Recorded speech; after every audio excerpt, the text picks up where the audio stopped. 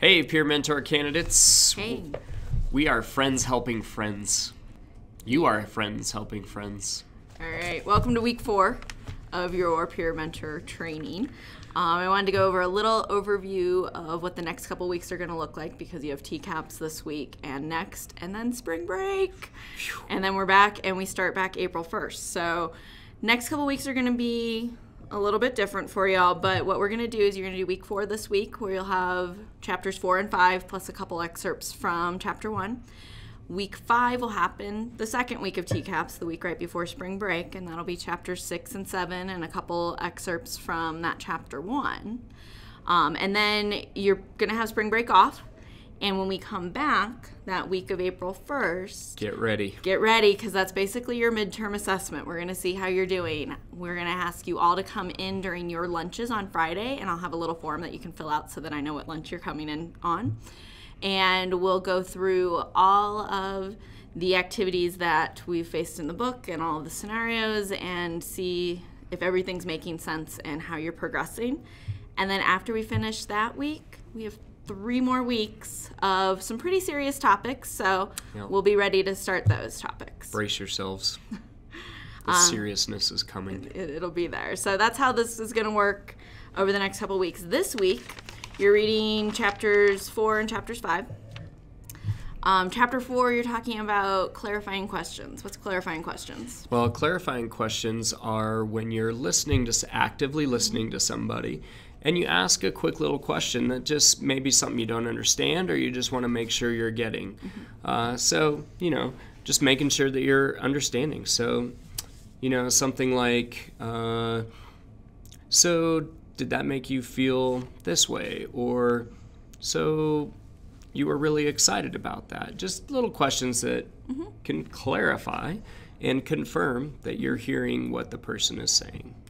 The other thing that chapter 4 will talk about is open-ended questions versus closed-ended questions, and this is something to really pay attention to because we'll touch a lot on that during that Friday midterm assessment of, what's an open question, what's a closed question. Now, closed questions are not necessarily bad. A lot of the times your clarifying questions are closed-ended questions, questions where the answer is one word, yes, no, maybe, okay, are usually the responses you get. But open-ended questions help move the conversation along. So instead of asking, did you like science today? No. What'd you do in science today? We learned about osmosis. You get a little bit more to go on than no. So you can use the follow-up questions of, how was that? Okay.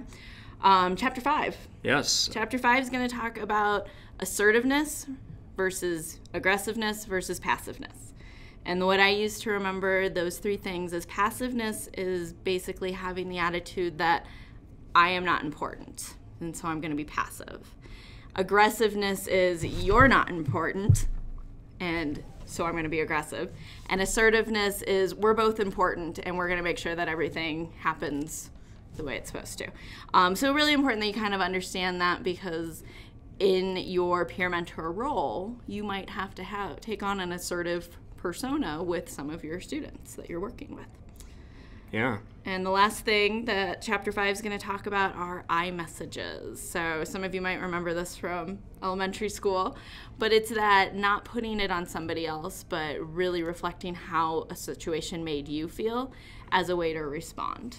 So I felt sad today when and because, that sort of thing. I feel really happy when you teach our peer mentor candidates how to use iMessages because I know that helps them be better peer mentor candidates. Awesome example. See? All right. So that's this week. Next week we will... I feel really angry when you don't read the chapters and answer the discussion questions because it makes me feel like, our hard work is for naught. Are we having students who are doing that? We are, and it's awesome, so keep doing it. All right.